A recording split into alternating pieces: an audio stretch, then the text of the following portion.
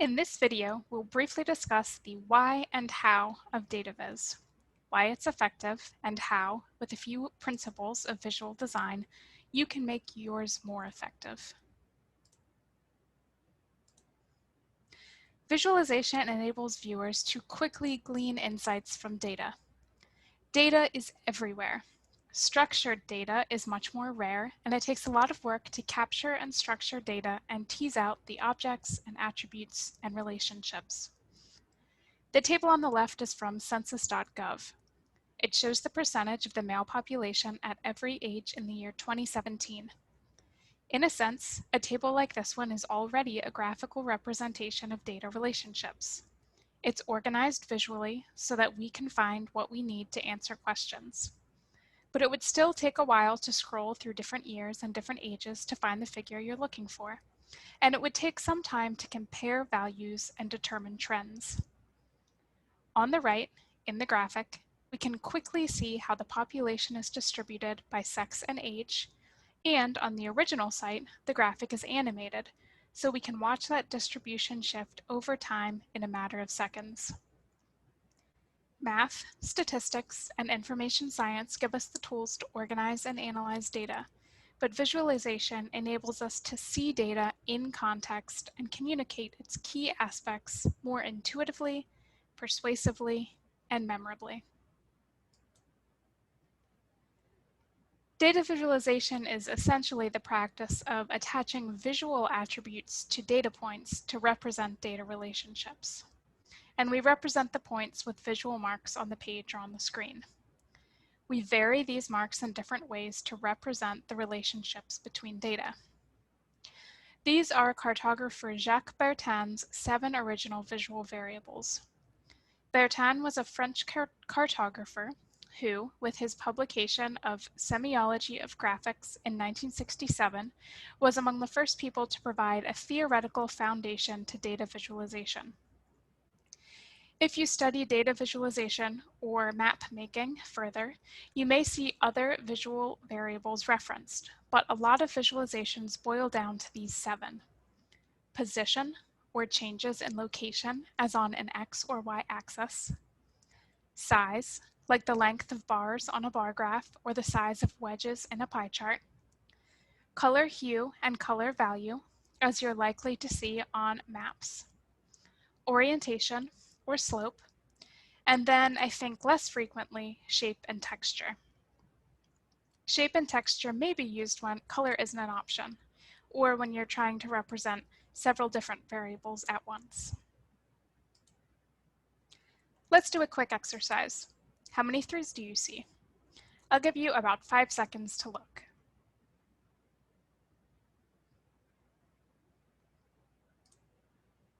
How about now? Did you find them faster?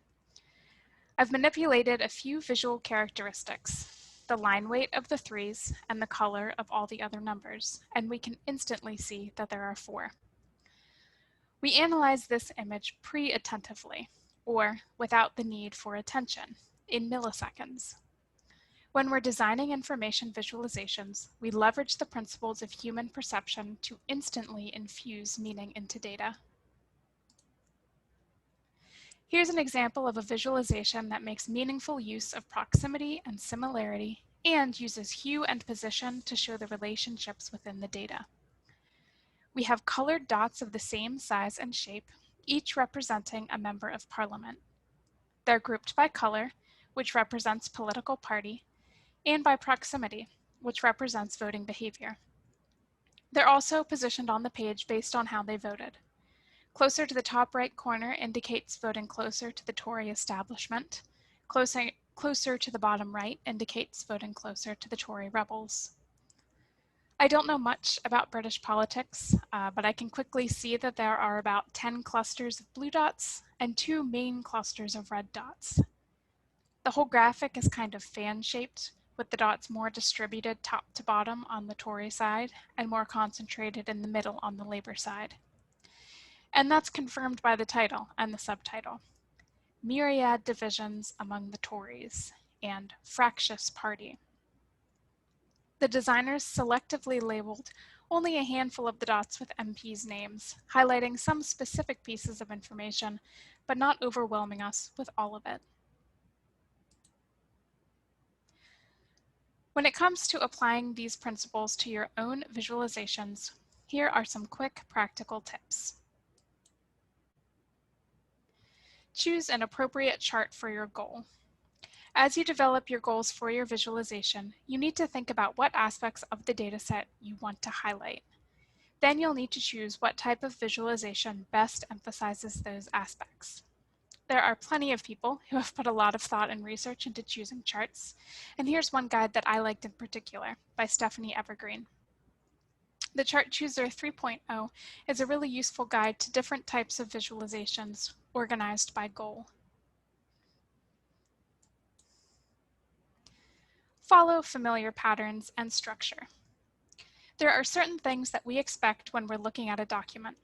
We read from left to right and from top to bottom.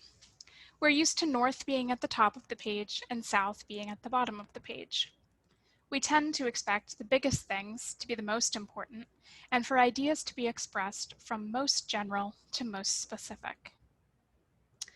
On the right is an example. The designer is using a familiar format for showing change over time, but for whatever reason, she chose to invert the y-axis so that 0 is at the top. If you ask me to point out the year with the fewest number of murders committed using firearms in Florida, at a glance, I wouldn't tell you the correct year. Another thought that I have, in this case, the subtitle makes me more confused rather than more informed. Gun deaths and murders committed using firearms are not necessarily the same thing, so now I'm wondering where exactly the numbers are coming from. Be mindful of cultural and symbolic connotations of color. This is a map of the Hampton Roads area and northeastern North Carolina, and the map is from September 6th, 2019, which was, I think, right before Hurricane Dorian. The colors divide the map into evacuation zones to try to help residents understand what to do when it comes time for evacuation. Zone A encompasses the areas that have historically experienced flooding. Zone D encompasses the areas that are at the least risk for flooding. One of my Facebook friends posted this last year, and there was a lively little discussion in the comments about why the Virginia Department of Emergency Management used red to indicate the safest areas that are least likely to flood.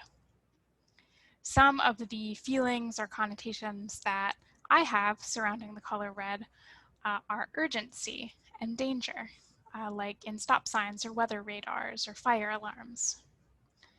One person suggested that maybe they were trying to follow the color schemes of a topographic elevation map, like where the top of the Rocky Mountains are orange. But for me, when we're talking about emergencies, that's not where my mind goes first.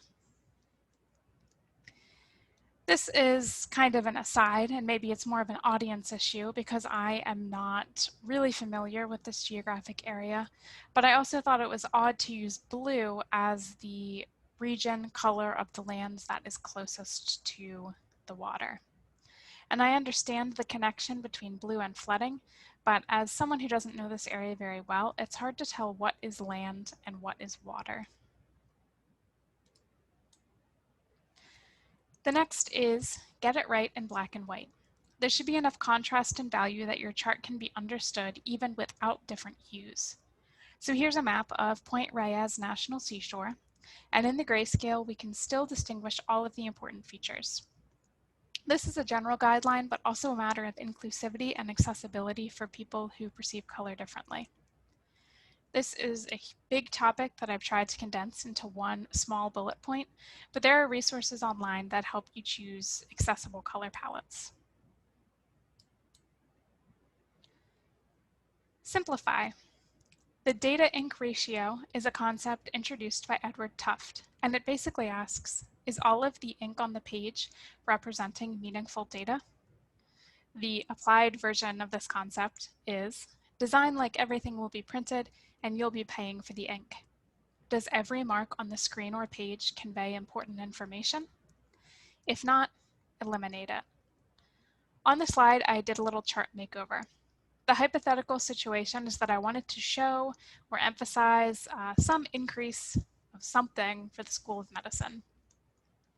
I removed the scale information, imagining that in this case, the comparison between the School of Medicine and the other schools was the most important information, and the exact values are not as important. I also used color more strategically to emphasize the most important line. Opinions, of course, may vary, and a lot of this comes down to personal judgment, but in this case, the simplified design makes it easier to understand my point. Now, a little bit of practice in critiquing visualizations, and a demonstration of why a bit of consideration can go a long way towards making visualizations more effective. So take a look at this map, and I will share my critiques and my opinions on how to resolve them.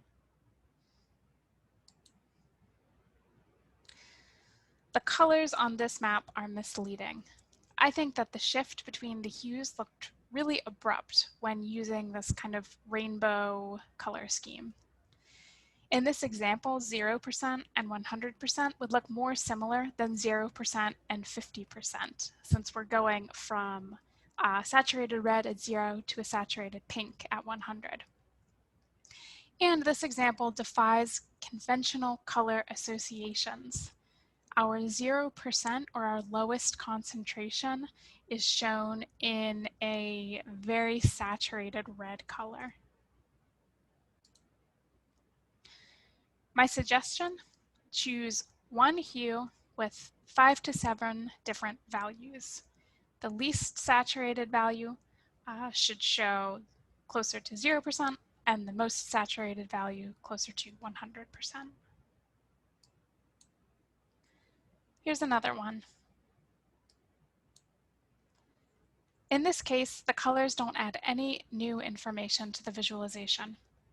We're only looking at two variables here, the name of the state, which is already communicated with a label, and population growth, which is shown in the length of the bars. The chosen colors are also very saturated, which can be kind of hard to look at. My suggestion would be to choose one less saturated color for all of the bars. And our final one. There are just too many different colors. It's almost impossible to go back and forth between the key and the chart to figure out which state is which. We could, instead, stick with about 6 colors to color code the dots by region of the US rather than by individual state. Then we could label a few specifically selected dots on the map with their state name to draw attention to outliers or interesting cases. Thanks for joining me in this discussion of data visualization design fundamentals and best practices. And here are the works I referenced in creating this presentation.